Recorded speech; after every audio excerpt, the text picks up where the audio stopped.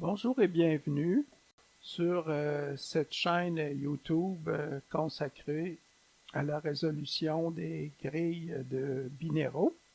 Je m'appelle Claude Fournier et aujourd'hui je vous propose la grille numéro 444 du volume 21 du livre Binéraux du docteur Khalid Al-Zamili. Et j'en profite pour le remercier de m'avoir donné la permission de reproduire cette grille. Vous pouvez trouver le lien pour vous procurer son livre si vous le désirez, juste en bas dans la section description. Aujourd'hui, je vous propose la technique que je nomme code logique. Il va s'agir simplement de noter à chaque fois que l'on voit un 1 et un 0 séparés par deux cases, comme ici, de le noter.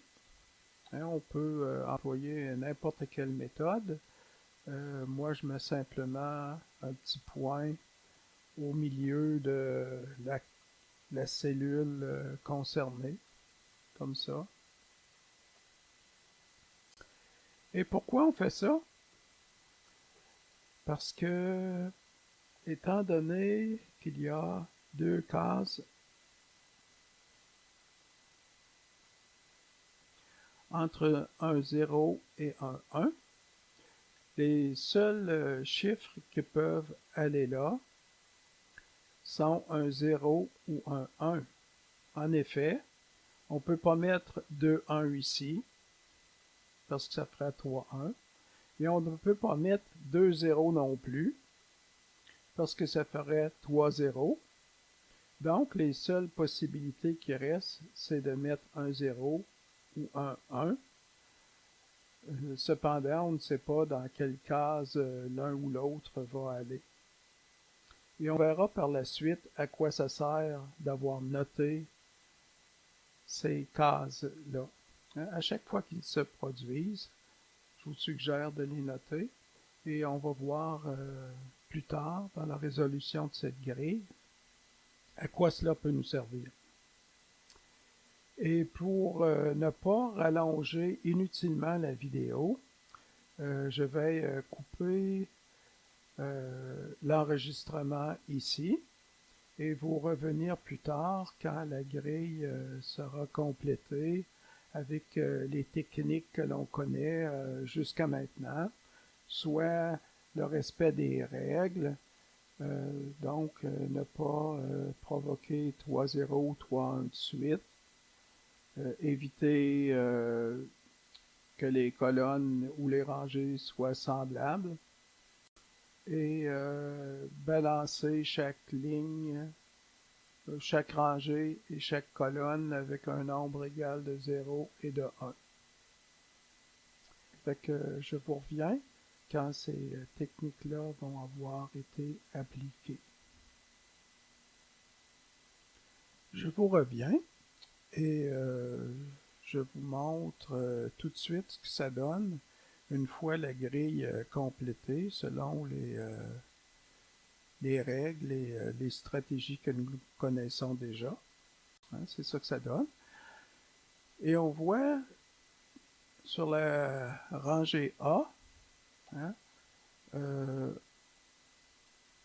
une figure ici consistant en un 1 et un 0 séparés par deux cellules qui ont été marquées. La même chose sur la colonne 2. Et également sur la rangée J.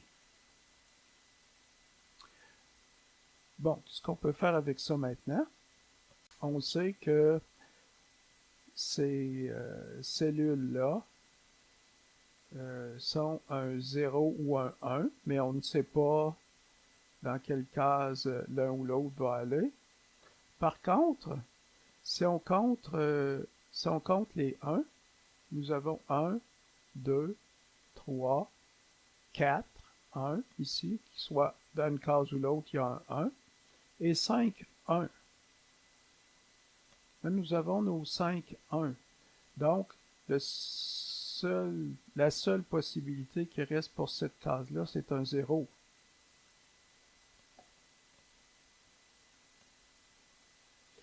Et c'est là qu'on applique la logique. Hein? S'il y a 5 1, donc présent, faut qu'il y ait 5 0 aussi. Hein? Si on les compte, 1, 2, 3, 4, même si on ne sait pas où il est, 5. Fait que ça complète cette case-là par une déduction logique. Et on peut continuer à compléter la grille. Il vient un 1 ici. Donc un 1 et un 0 là.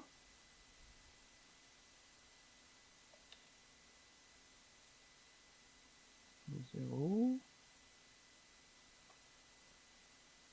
OK. Maintenant, il nous reste les deux figures symétriques ici. Là et là, hein, ça fait une symétrie.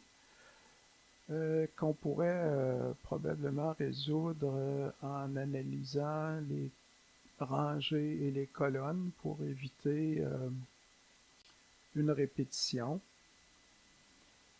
Et on voit que la rangée A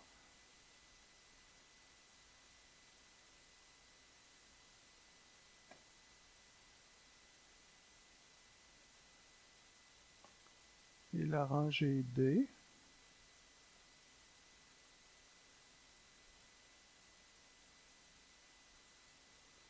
sont presque identiques. Si on compare 0, 0, 0, 0, 1, 1, 0, 0, ici on saute 1, 1, 0, 0, 1, 1, 1, 1. Donc, sauf ces deux cellules-ci, la rangée A est identique à la rangée D. Et on va veiller à ce qu'il ne soit pas en mettant un 0 ici à la place du 1. 0. Est-ce qu'il nous met 1 ici?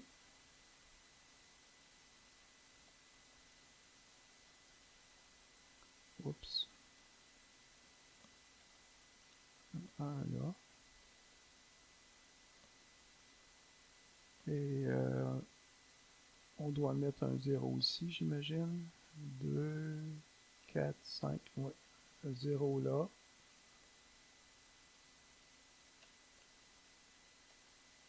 Et un 1 ici.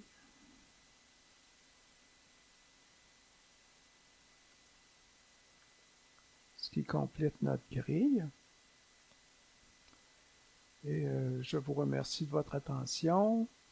Et je vous invite à reconsulter la chaîne pour une nouvelle vidéo prochainement. Merci beaucoup.